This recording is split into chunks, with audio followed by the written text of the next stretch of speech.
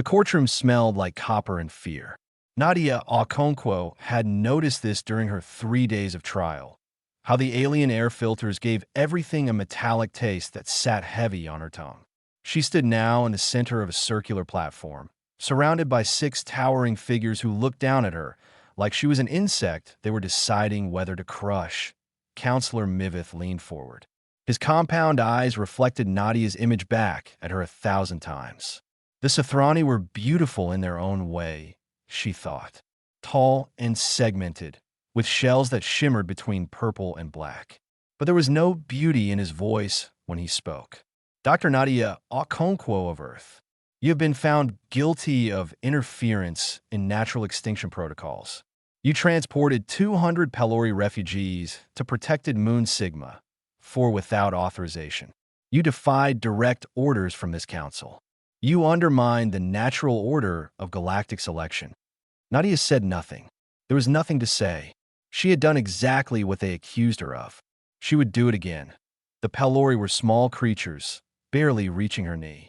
They had wide eyes and soft voices, and they sang to their children every night before sleep. The Hegemony had decided their planet was better used for mining. When the Pelori protested, a plague appeared. Mysterious, untraceable, deadly. Nadia had been stationed nearby as a xenobiologist. She was supposed to document the extinction. Instead, she stole a transport ship in the middle of the night and saved everyone she could fit inside 200 lives. That was her crime. The sentence, Mivith continued, is exile. You will be transported to Caro 7, where you will remain until natural death occurs. A murmur passed through the gallery. Even the other council members shifted in their seats. Caro 7. Everyone knew that name. Category 9 Death World. No survey team had ever returned. The planet killed everything that landed on it. They were not just exiling her. They were executing her slowly. Do you have any final words? Mivith asked. He sounded bored. Nadia looked up at him. Her voice was steady. I would like my research equipment. My scanner, my sample kit, my data pad. Mivith's mandibles clicked together. It took her a moment to realize he was laughing. You believe you will need research equipment? On Caro 7, he waved one long arm dismissively. Grant her request. Let her carry her toys to her grave. The guards came then. They were Gorvathi, massive bear-like creatures bred for enforcement. Their paws closed around her arms with enough pressure to bruise, but not break. Nadia walked between them with her head high. She passed through corridors of polished metal, past windows that showed the stars stretching forever in every direction. Somewhere out there, 200 Pelori were waking up on a moon where they were safe. Somewhere out there, they were singing, worth it, she thought. Whatever comes next, it was worth it. The drop pod was small and cold.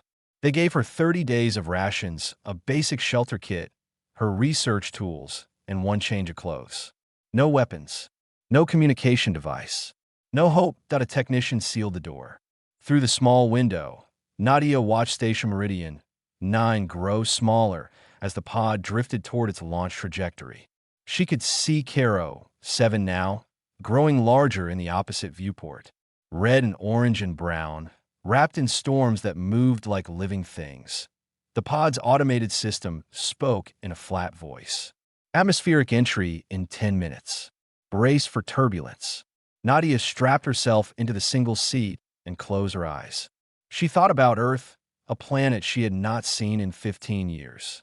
She thought about her mother's garden, about the smell of rain on hot pavement, about the sound of birds at dawn. Earth was a dangerous world too, by galactic standards. Extreme temperature shifts, predators, diseases, natural disasters. Humans had not conquered Earth. They had learned to live with it, to understand it, to make it home despite everything that could kill them. Maybe that was why the Hegemony feared humans so much. Not because they were strong or advanced. Because they adapted. Because they survived. Because they looked at impossible places and saw possibility. The pod shook as it hit the upper atmosphere. Warning lights flashed. The heat shields glowed orange through the window. Nadia opened her eyes and watched Caro 7 rush up to meet her. Crimson forests spread across the continents like bloodstains. Storm clouds twisted in patterns that made her scientist's brain itch with curiosity. It was terrifying. It was beautiful. They think they are killing me, she thought as the pod screamed through the sky. They think this is punishment. They think I will die alone and forgotten on a world that hates everything that lives. But Nadia Okonkwo had grown up in Lagos, where the heat could cook a person alive. She had studied in the Amazon, where everything with teeth wanted to eat her. She had survived the frozen research stations of Antarctica and the crushing depths of the Pacific trenches. She had never met a planet she could not learn to love. The pod crashed through the forest canopy, branches snapping like bones, and slammed into the ground hard enough to rattle her teeth. Smoke filled the cabin. Alarms screamed. Through the cracked window, she could see red leaves falling like drops of blood. Nadia unbuckled her harness, grabbed her equipment, and kicked open the emergency hatch. The air hit her like a wall. Hot, thick, alive with smells she could not name. In the distance, something howled. She stepped onto the soil of Cairo, 7, and took her first breath of hell. All right, she said to no one. Let's get to work. 6 hours on Cairo, 7, and Nadia had already almost died 3 times. The first was the water. She had found a stream running clear and beautiful through the crimson forest, and her thirst had nearly made her stupid. Her scanner caught the acidity just before she cupped her hands to drink. That water would have burned through her throat like liquid fire. The second was the flowers. They looked like earth orchids, white and delicate, swaying in a breeze that did not exist. When a small creature wandered too close, the petals snapped shut with enough force to crush bone. Nadia had been reaching toward them, fascinated by their beauty, when the creature screamed and disappeared. The third was happening right now. She stood with her back against a cliff face, her shelter kit clutched against her chest like a shield.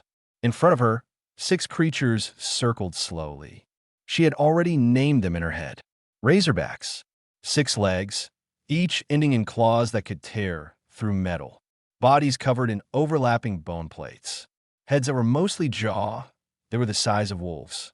They moved like wolves too, coordinated and patient, communicating through sound she could feel in her chest more than hear. That Nadia's heart pounded so hard she could taste it. Her mind raced through options. Climbing was impossible. Running was suicide. Fighting was a joke. She had no weapons, no armor, nothing but her scanner and her brain. The alpha razorback stepped closer. Its breath smelled like rotting meat. Black eyes studied her with what might have been intelligence. Think, she commanded herself. Observe. Understand. She had spent her whole career studying alien life.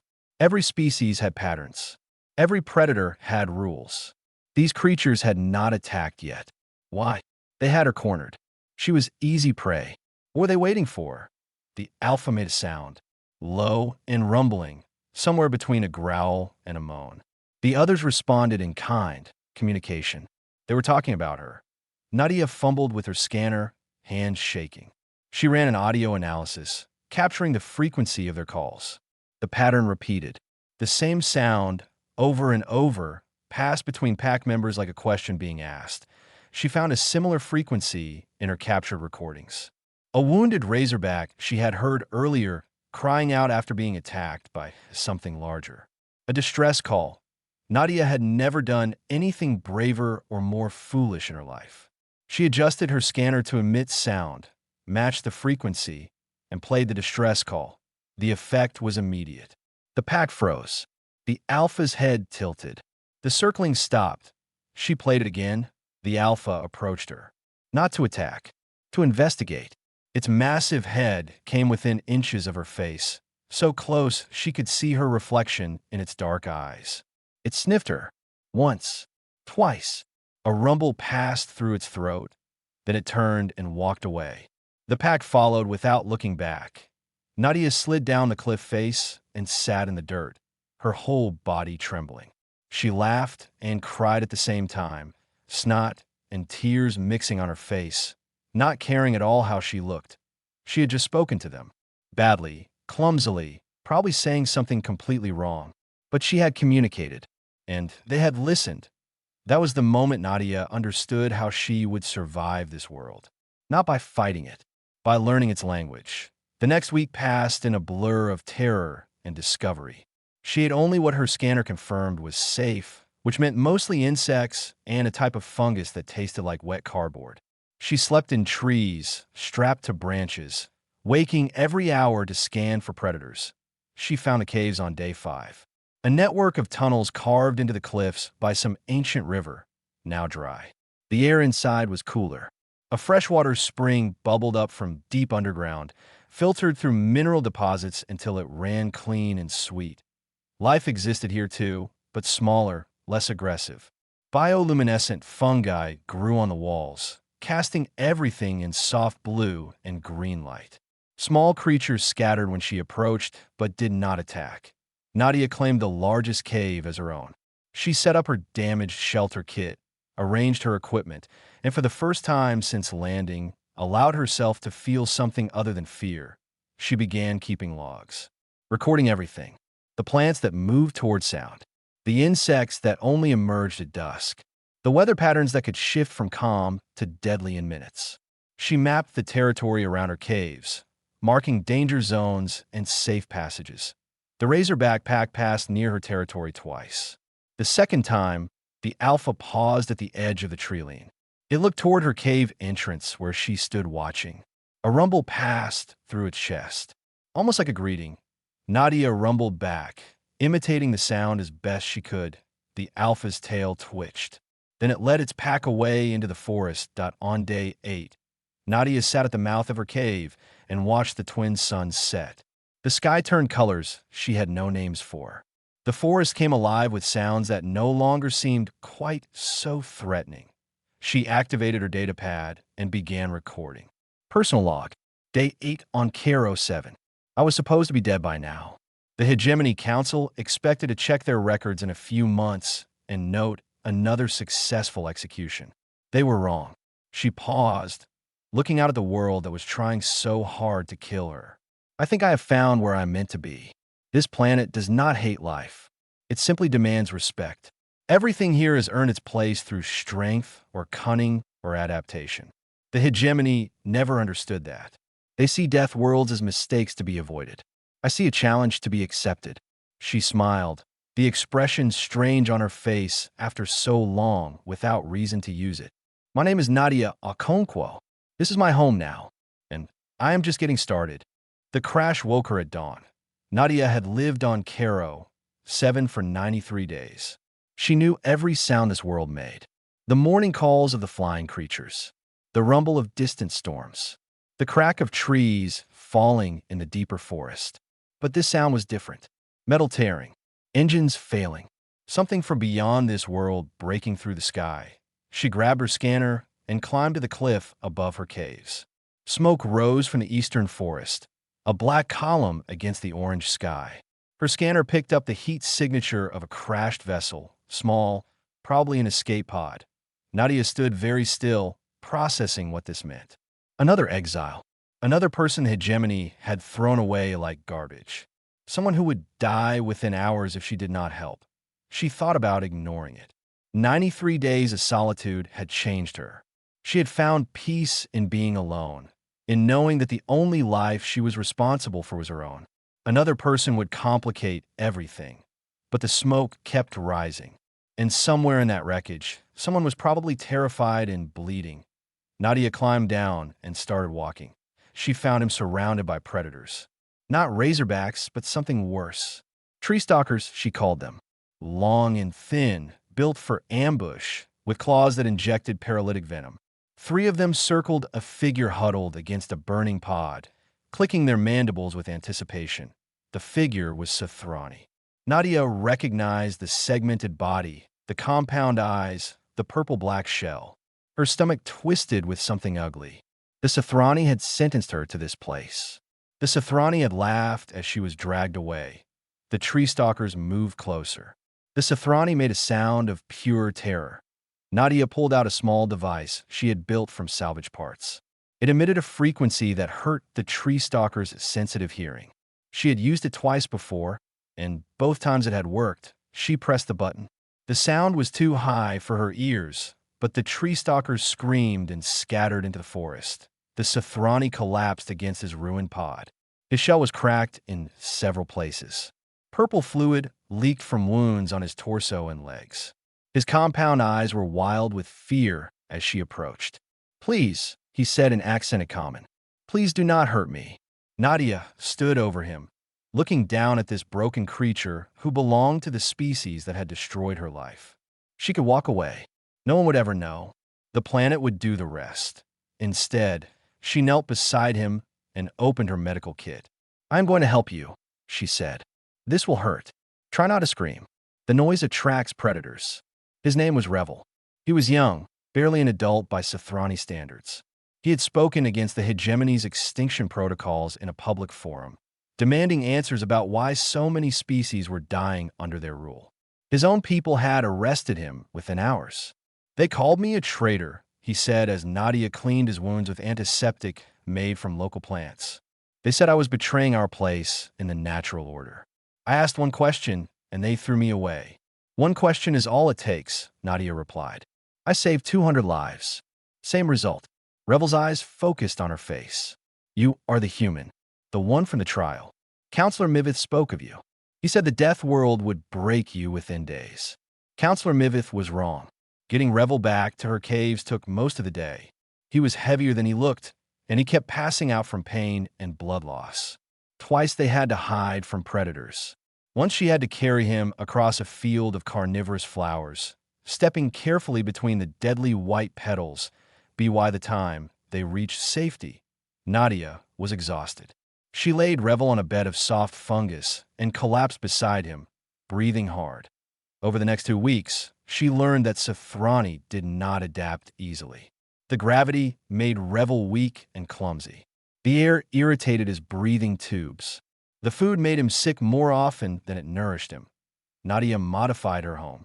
She built a separate chamber with filtered air and adjusted humidity. She experimented with different foods until she found combinations his body could process. She crafted a support brace from bone and plant fiber to help him walk in the heavy gravity. He asked her why. Again and again, he asked why. "I do not understand," he said one evening, watching her prepare their meal. "My people condemned you to death. Why are you keeping me alive?" Nadia stirred the pot of stewed insects and fungi. "You are not the council. You are just a person who asked a question. But surely you must hate us." She looked at him. His shell was healing now, the cracks filling in with new growth. His eyes had lost some of their constant fear. He looked less like an enemy and more like a frightened young man far from everything he knew. "Hate takes energy," she said. "I would rather spend that energy on survival. Besides, I did not save those Pelori because I hated the hegemony. I saved them because they deserve to live. You deserve to live too." Revel was quiet for a long moment. When he spoke again, his voice was small. "What can I do to help?" Nadia smiled and handed him a bowl. "You can start by eating. Tomorrow, I will teach you to find water.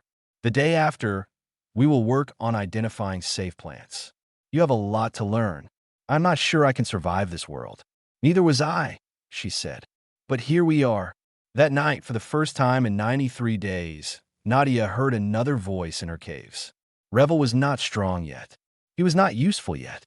But he was alive, and she had saved him, and somehow that made this alien hell feel a little more like home. Word traveled in strange ways across the galaxy. 1 year after Nadia's exile, the rumors began reaching the darkest corners of hegemony space. Whispered in prison transports, passed between inmates on labor moons, scrawled on walls where guards would not see. A message that seemed impossible. If you're sentenced to Caro 7, head east toward the cliffs. The human will help you. Bram was the first to test it. The Gorvathi was massive, standing nearly 3 meters tall, covered in thick brown fur that had once been a sign of honor among his people.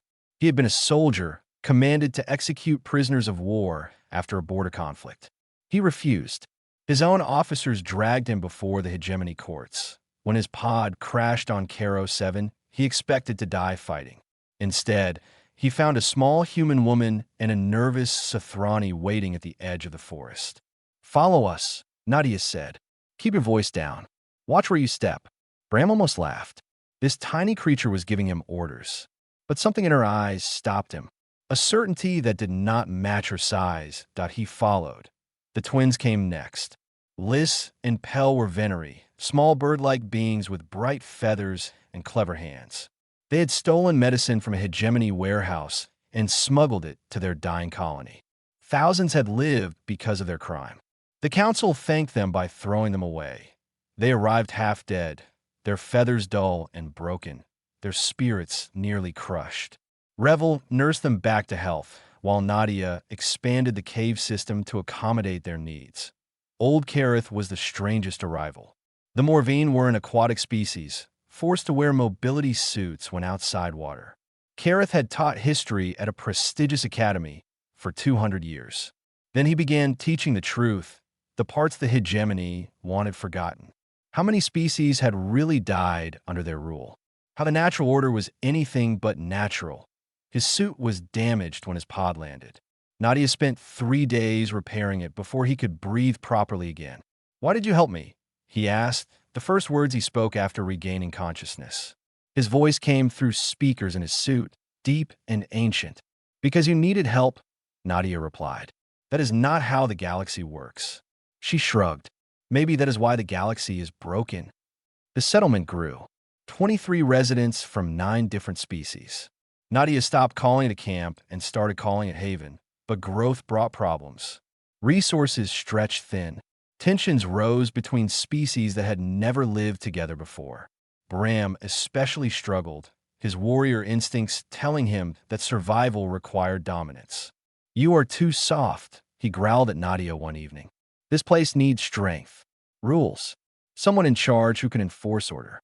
Nadia looked up at him, her face calm. "You want to be in charge. I want us to survive. Then come with me." She led him through the forest as dusk fell. Bram's hand kept moving toward the bone knife at his belt, but Nadia walked as if she owned every shadow. They stopped at the edge of Razorback territory.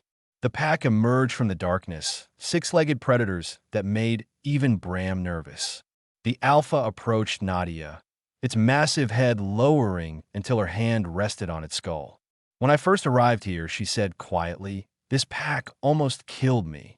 I survived not by fighting them, but by learning their language, by showing them respect. Caro, 7 taught me something the Hegemony never understood." "What is that?"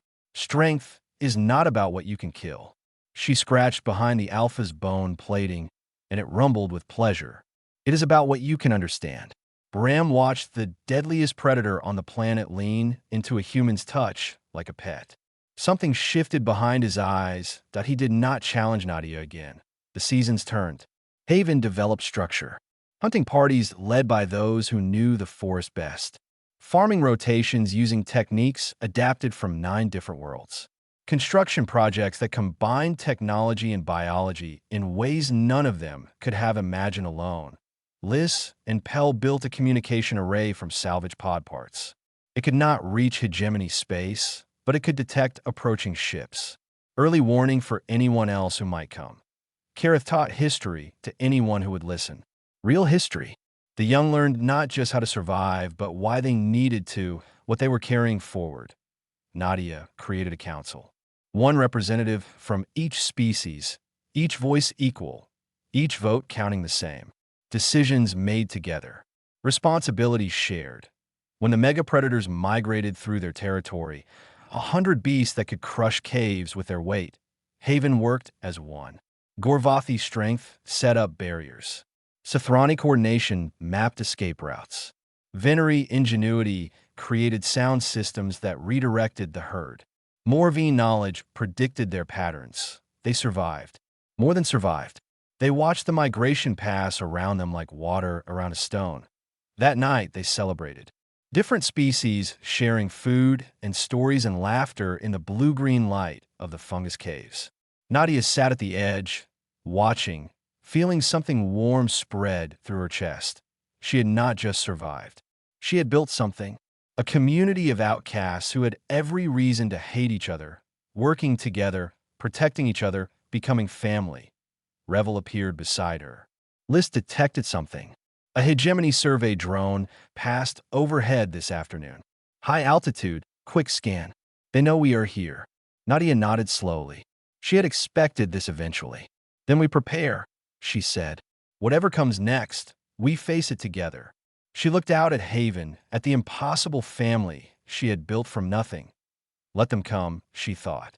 Let them see what we have made. 18 months. That was how long Nadia had been dead, according to Hegemony records. Counselor Mivith stood at the viewport of his command ship, watching Caro, 7 spin below him. The reports had seemed impossible when they first reached him. A surviving human, a growing community, order on a world of chaos that he had come to see for himself. And now, looking at the scanner readings showing 23 life signs clustered in the eastern cliffs, he felt something he had not felt in centuries. Fear. The shuttle landed in a clearing half a kilometer from Haven. Mivith stepped out with 6 armed guards, his compound eyes scanning the forest that should have been deadly, but instead felt almost calm. A path had been cleared through the vegetation. Markers showed safe passage. Nadia waited at the edge of her territory. She looked different than he remembered. Stronger, harder, sun-darkened skin and calloused hands and eyes that had seen things no courtroom could imagine. "Counselor," she said, "welcome to Caro 7. Watch your step. The flowers bite." He had expected her to be broken, begging, grateful for rescue. Instead, she stood like she owned the planet. "Dr. Okonkwo." His voice clicked with irritation. "You have created quite a problem. I have created a home." She led him through Haven, past the cultivated gardens where alien plants grew in careful rows, past the water systems channeling purified streams to every chamber, past workshops and sleeping quarters and a common area where creatures from across the galaxy shared a meal. A Gorvathi nodded at Nadia as she passed. A pair of Venery waved from their workbench. An ancient Morvine in a repaired mobility suit watched Mivith with knowing eyes. "This is impossible," Mivith said. "These species have nothing in common. They should be fighting for resources, establishing dominance, tearing each other apart. They should be," Nadia agreed. "But they chose something better." He stopped walking. His guards formed up around him, weapons ready. "The Hegemony Council has discussed your situation," he said formally. "You have a choice. Return with me now. Renounce your crimes. Tell the galaxy that this was all a mistake, a delusion, a survival fantasy. We will resettle your followers on appropriate worlds. You will live out your days in comfortable isolation. And if I refuse, then Caro 7 will be declared a permanent quarantine zone. No contact, no supplies, no rescue. You will be erased from all records. It will be as if you never existed." Nadia considered this. Above them, Hegemony ships hung in orbit. Enough firepower to turn these cliffs to glass. Enough authority to make an entire community disappear. "You forgot a third option," she said. "There is no third option. There's always a third option." She turned to face him fully. "I refuse your deal. And then I tell everyone what you tried to do." Mivith's mandibles clicked with anger. "No one will hear you. This planet has no communication capability. You are alone out here. Liz, Pell." Nadia raised her voice slightly. Now, somewhere in Haven, the twins activated their creation. The communication array they had built from salvage pods, improved and expanded over months of careful work, powerful enough to reach every frequency the Hegemony used. Nadia's voice broadcast across the stars. "My name is Dr. Nadia Okonkwo. 18 months ago, the Hegemony Council exiled me to a death world because I saved lives they wanted ended. They expected me to die. Instead, I built a community. 23 souls from 9 species, all of us thrown away, all of us choosing to survive together." She looked directly at Mivith as she spoke. "The Hegemony tells you that order requires their control, that peace requires their oversight, that some species must die so others can thrive. They are lying. Here on Caro 7, we have proven another way is possible. Cooperation without conquest. Diversity without dominance. Home without permission." Static crackled as the message repeated, bouncing through relay stations and communication networks across the galaxy. To everyone who has been told they do not matter, to everyone sitting in prison cells and labor camps and exile ships, you matter. You deserve to live. And if you end up on Caro 7, head east toward the cliffs. We will find you. We will help you. We will make room. The transmission ended. Silence filled the forest. Mivitha's voice shook with fury. You think this changes anything? I can destroy this place from orbit. One command. Seconds. You can, Nadia agreed. But now the galaxy is watching. Now everyone knows what you try to hide. If you kill us, you prove everything I just said. He stared at her. The human who should have died. The criminal who should have been forgotten. She had turned her execution into a revolution. You have made a terrible enemy today, he said quietly. I made a terrible enemy 18 months ago when I saved lives the Hegemony wanted dead. What is one more enemy when you've already lost everything? The Hegemony ships left orbit that night. Caro 7 was declared a permanent quarantine zone, exactly as Mivith had threatened. But the message had spread too far to stop. The story was out. Nadia watched from the cliff where she had first arrived.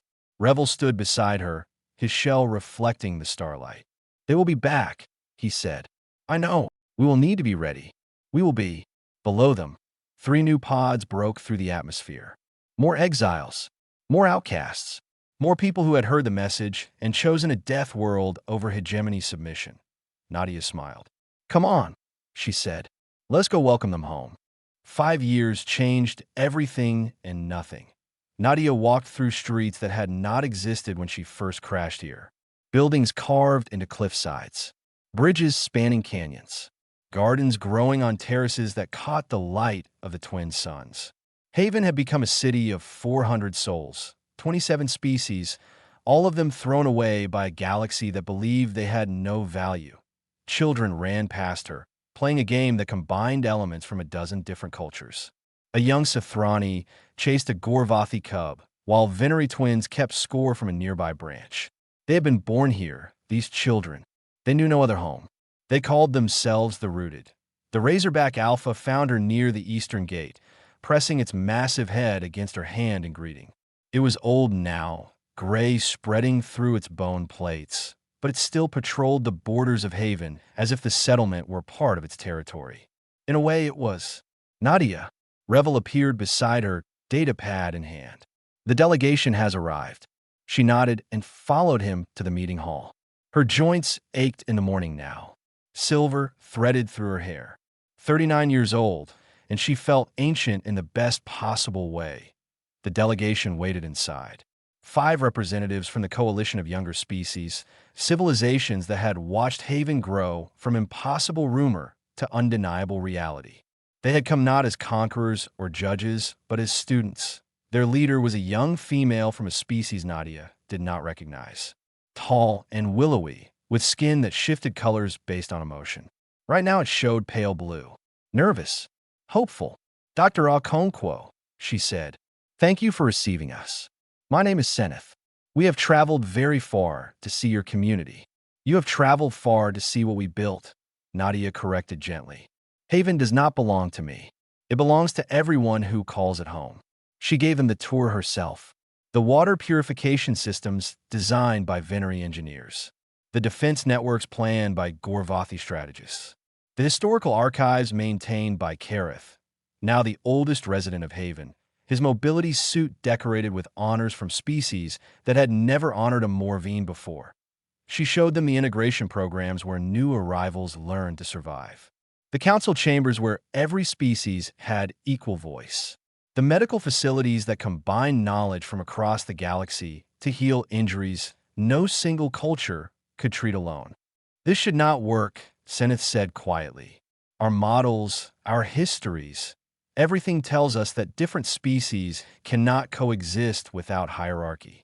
Someone must always be in charge. Someone must always be dominant. Nadia smiled.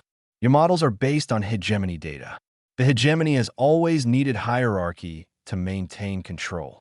We discovered that control was never the point. Then what is the point? They stood on a balcony overlooking Haven's central square. Below, the evening meal was being prepared. Dozens of species worked together, cooking and serving and sharing food that had been adapted to feed everyone. Connection, Nadia said. The hegemony sees a death world and thinks, how can we conquer this? We saw a death world and thought, how can we understand this? The same approach works with people. Stop trying to control others. Start trying to understand them. You will be amazed at what becomes possible. Seneth's skin shifted to warm gold. We want to build something like this. On our worlds. For our people. Then stop asking permission. Start building. The delegation stayed for 3 days. They learned. They asked questions. They watched how a society could function without the constant threat of violence to maintain order. When they left, they carried more than knowledge. They carried hope. That evening, an emergency signal reached Haven. A Hegemony transport had crashed on the southern continent. The ship had been carrying prisoners to a labor moon when its engines failed. Only one survivor, a child. Nadia went herself. She found the girl huddled in the wreckage. Human, maybe 8 years old, dark hair matted with dirt and tears streaking down her face. The colony she came from had been abandoned by Hegemony forces, the adults taken for questioning, the children left to fend for themselves. Nadia knelt beside her. Hello, my name is Nadia. What is your name? Ada. The voice was tiny, broken. Ada, that is a beautiful name. Are you hurt? The girl shook her head. Good. That is very good. Nadia held out her hand. Would you like to come with me? I know a place where you will be safe, where people will take care of you. Ada looked at her hand for a long moment. Then, slowly, she reached out and took it. They walked together through the forest. Nadia pointed out the dangers and the wonders, the flowers that bite and the fungi that glow, the creatures that hunt and the ones that have learned to live alongside Haven. Is it scary? Ada asked. Sometimes, Nadia admitted. But scary things become less scary when you understand them. And you do not have to face them alone. Haven appeared through the trees. Lights flickered in hundreds of windows, carved into stone. Voices drifted on the evening air, speaking in dozens of languages, all of them mixing together into something that sounded like home. Ada stopped walking. Her eyes went wide. What is this place? Nadia squeezed her hand. She thought about the courtroom where her life had ended. The pod that had carried her to hell. The 93 days of solitude before Revel crashed into her world. Every exile who had followed. Every impossible thing they had built together. They meant to kill me, she said softly. Instead, they show me who I really am. She led Ada toward the caves where it all began, where the blue-green light of fungi had first shown her that beauty could exist in darkness. Welcome home, she said, and she meant it with every part of her soul.